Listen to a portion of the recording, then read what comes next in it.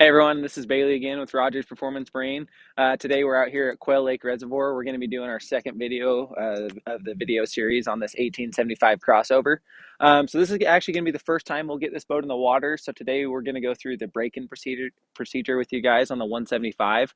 So the break-in on this is going to be a 10-hour period. For the first 2 hours, what you're going to want to do is run the boat up to 4,500 RPM or three-quarters throttle, varying your RPM throughout. You do want to give it bursts of full throttle, but you don't want to hold full throttle for longer than 1 minute. After the first 2 hours is over, the next 8 hours, you can go up to full throttle for a longer period of time. Mercury just recommends you don't hold full RPM for longer than 5 minutes at a time. Um, when you buy a new boat or a new Mercury engine, you should get an owner's manual, something like this. It shows you the operation and maintenance on it. Page 54 goes over the break-in procedure for you pretty extensively. We are also going to be hooking up a system called Vessel View Mobile today.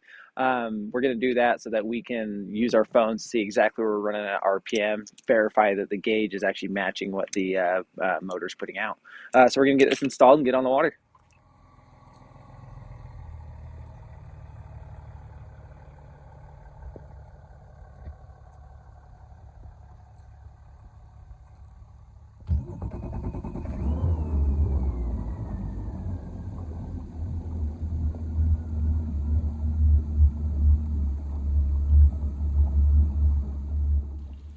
All right, so we finally got it launched. So like I say, we're going to go through the break-in procedure on here.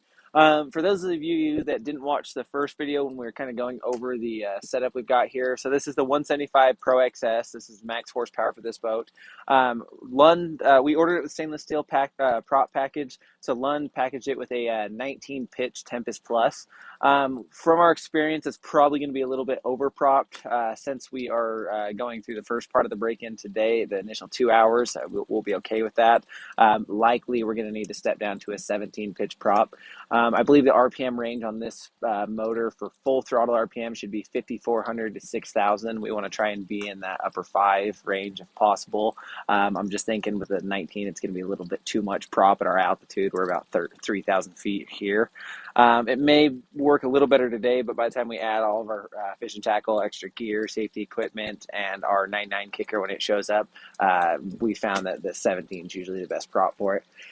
So without disrupting all the people out here fishing today, we're going to do the best part of the 2 hour break-in that we can for you guys, show you kind of what Vessel View Mobile is telling us as far as engine range with the package we've got together. And yeah, we'll get this thing broken in so we can start using it.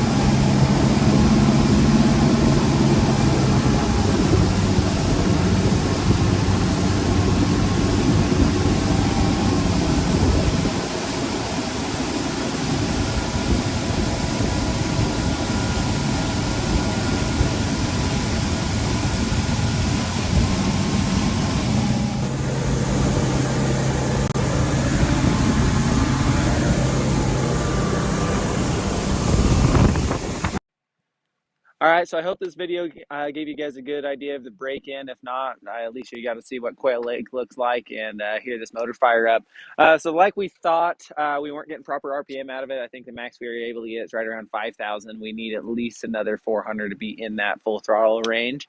We're going to go ahead and put a 17 pitch Tempest on it to finish the break-in period. That way we can get it up to full throttle, especially in the next 8 hours. We put about an hour, 1.8 hours on it today, right around there. So yeah, we've got some more videos to come. We're going to start talking about electronics. We're going to go over trailering. We're going to go over live well systems, covers, and everything. So hopefully you guys enjoy these videos and keep watching. Thanks.